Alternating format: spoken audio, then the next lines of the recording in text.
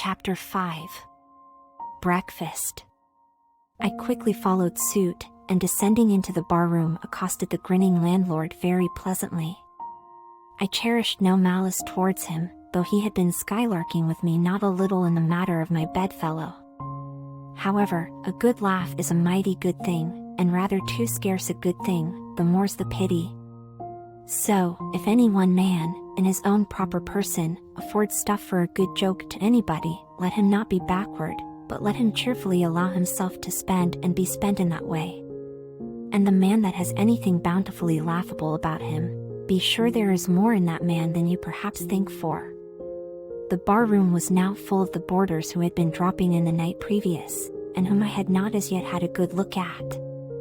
They were nearly all whalemen, chief mates, and second mates, and third mates, and sea carpenters, and sea coopers, and sea blacksmiths, and harpooneers, and ship-keepers, a brown and brawny company, with bosky beards, and unshorn, shaggy set, all wearing monkey jackets for morning gowns.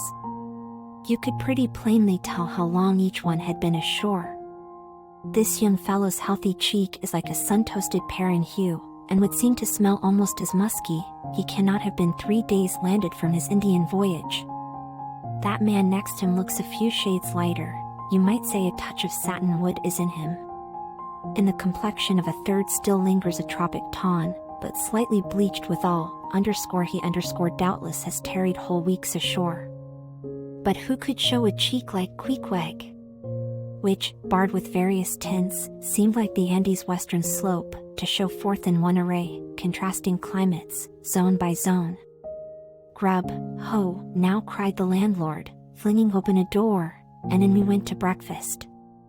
They say that men who have seen the world thereby become quite at ease in manner, quite self-possessed in company. Not always, though, Ledyard, the great New England traveler, and Mungo Park, the Scotch one, of all men, they possess the least assurance in the parlor. But perhaps the mere crossing of Siberia in a sledge drawn by dogs as Ledyard did, or the taking a long solitary walk on an empty stomach, in the Negro heart of Africa, which was the sum of poor Mungo's performances, this kind of travel, I say, may not be the very best mode of attaining a high social polish.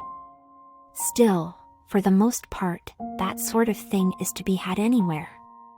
These reflections just here are occasioned by the circumstance that after we were all seated at the table, and I was preparing to hear some good stories about whaling, to my no small surprise, nearly every man maintained a profound silence.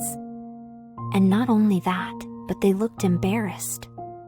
Yes, here were a set of sea dogs, many of whom without the slightest bashfulness had boarded great whales on the high seas, entire strangers to them, and dueled them dead without winking, and yet, here they sat at a social breakfast table, all of the same calling, all of kindred tastes, looking round as sheepishly at each other as though they had never been out of sight of some sheepfold among the Green Mountains.